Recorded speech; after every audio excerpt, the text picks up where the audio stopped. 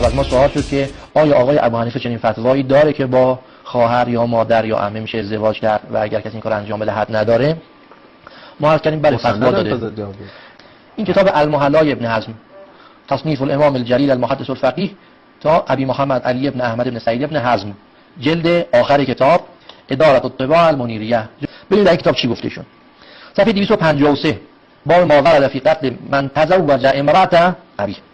یه بار عقد نکاح، یه بار ملک یمین. یعنی چی؟ یعنی یه بار شخص میره خواهرش رو که کنیزه است میخرد و با او هم به سر میشه، یه بار خواهرشون از آزاد با او عقد ازدواج میکنه. میاد میگه اگر ملک یمین باشه فی من ملک بنت اخیه او بنت اخته و عمته و خالته و امرأة ابی و امرأة ابنی بالولاده و ام نفسه من الرضاعه و ابنته من الرضاعه، همه میاد میگه. بعد چی؟ و هو عارفون به تحریمهن و عارفون به قرابتهن من. صریحا میگه بداند این کار حرام است و بداند نفامیش.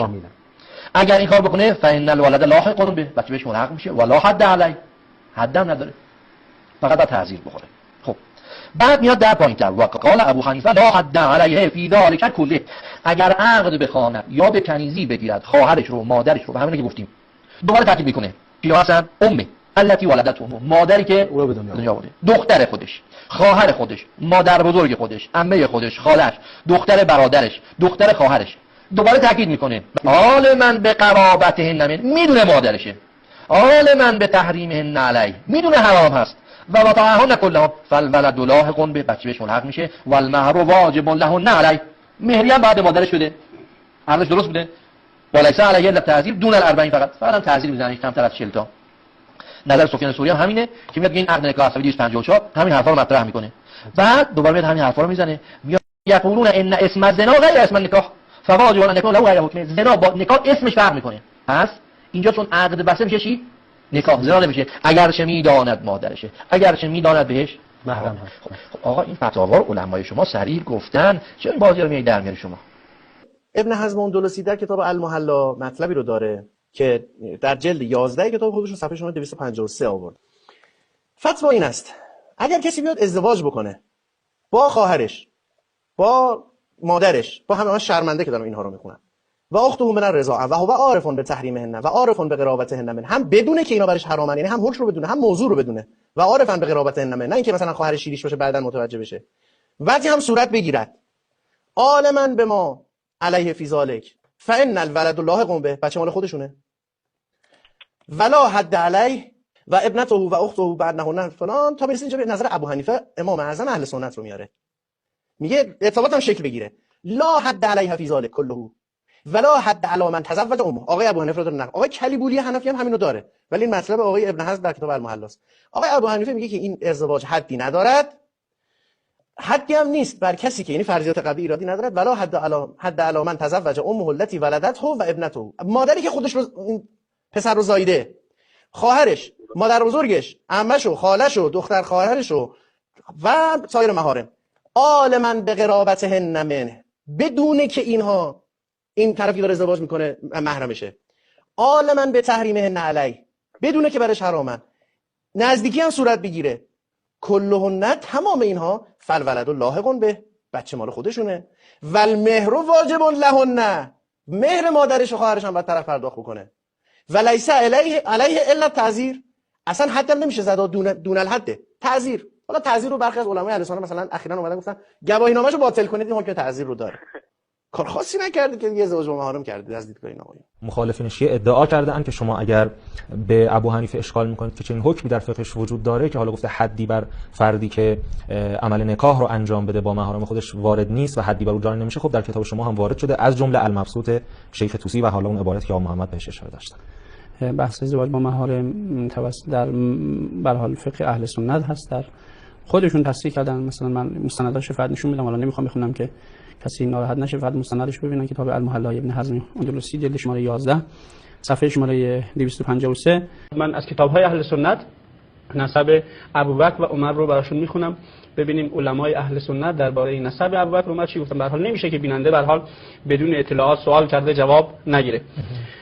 خب اگر صفحه مونیتور بنده رو نشون بدید، من روایت رو از کتاب‌های برادران اهل سنت براتون بخونم. این کتاب معجم کبیر طبرانی هست، جلد اول صفحه 51. همون حدیث اول نسبت ابوبکر صدیق و اسمه رضی الله عنه ابوبکر عبدالله ابن عثمان ابن عامر ابن عمرو ابن کعب ابن سعد ابن تیم ابن مره. دقیقاً ببینید چی میگه، اسمش عبدالله بوده که البته عبدالکعبه بوده، بعداً پیغمبر تبدیل کرد به عبدالله. عبدالله ابن عثمان ابن عامر ابن عمرو ابن کعب ابن سعد ابن تیم ابن مره. این بعد روایت هم نقل میکنه. بعد مادر ابوبکر بوده، این پدرش. اما مادرش کی بوده؟ مادرش اسمش ام الخیر بوده، کنیاش ام الخیر بوده و اسمش سلمى بوده، دختر صخر. بله. دختر صخر پسر کی بوده؟ پسر عامر، پسر عمرو، پسر کعب، پسر سعد، پسر تیم، پسر مره، کعب، لؤی، غالب تا آخرش. دقیقاً ببینید دوستان عزیز توجه کنید به این قضیه. عثمان پسر عامر، صخر هم پسر عامر ابن عمرو. دو تاش دقیقاً نسب پدر ابوبکر و مادر ابوبکر یکی هست. دقیقاً. یعنی الان نگاه کنید شما، عثمان پسر عامر، پسر عمرو، پسر کعب، پسر سعد، پسر تیم، پسر مره. بعد مادرش هم همینجور. دختر صخر هست، اما صخر پسر عامر هست، پسر عمرو هست، پسر کعب هست، سعد هست، تیم هست، مره تا آخرش. این روایت هست در کتاب‌های اهل سنت. دقیقاً توضیح میده در اینجا که سلمى مادر ابوبکر با عثمان پدر ابوبکر اینها با هم دیگه نسبت داشتن. نسبتشون چی بوده؟ نسبتشون این بوده که عثمان عموی خانم سلمى بوده. یعنی در حقیقت عثمان که پدر ابوبکر هست با دختر برادر خودش ازدواج میکنه و نتیجهش میشه ابوبکر.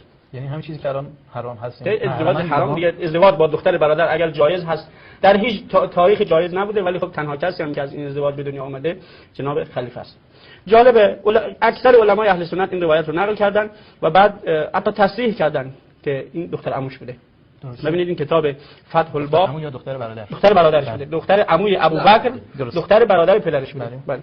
ابوبکر ابن ابی قحافه، کتاب فتح الباب مال ابن منده اصفهانی هست، کتاب 395. و یعنی پدر ابوبکر با دختر برادر خودش ازدواج کرده، ازدواج با محرم بوده.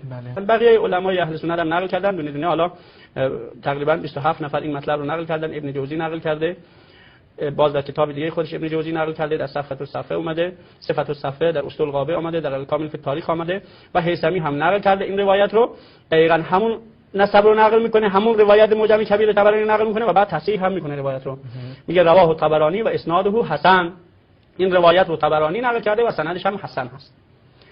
بعد سایر علمای اهل سنت هم نقل کردن تا آخرین نفر که از علمای معاصر هست، احتمالاً ایشون هم همین روایت رو نقل کرده و بعد تصحیح کرده و هي ابنه عم ابی بکر. این مادر ابوبکر دختر عموی ابوبکر بوده، یعنی ازدواج کاملا با محارم بوده. حالا ما به صورت عکس هم کشیدیم تا بینندگان عزیز دقیقاً بدونن این قضیه رو چه نسبتی با هم داشتن. نسبشون نوشتیم: تیم، سعد، کعب، عمرو، عامر. عامر دو تا پسر داشته، یکی عثمان، یکی صخر. صخر یه دختر داشته به نام ام الخیر. این ام الخیر ازدواج میکنه با عموی خودش عثمان. نتیجه این ازدواج چی میشه؟ ابوبکر. یک عکس هم کشیدیم دیگه برای بینندگان عزیز کاملا. این روایت است در کتاب‌های برادران اهل سنت آمده، به ما هیچ مربوط نیست و به هر حال نسب خلیفه است. خود اینها سندهای معتبر فتوا دادن که هر کس میتونه با مادر خودش، با خواهر خودش، با عمه خودش، خاله خودش، دختر خودش ازدواج کنه. عقد بخونه، به شرطی که عقد بخونه، بدون عقد ازدواج نکنه. عقد بخونه، ازدواج کنه و بعدش هم باید مهریه حتما بده.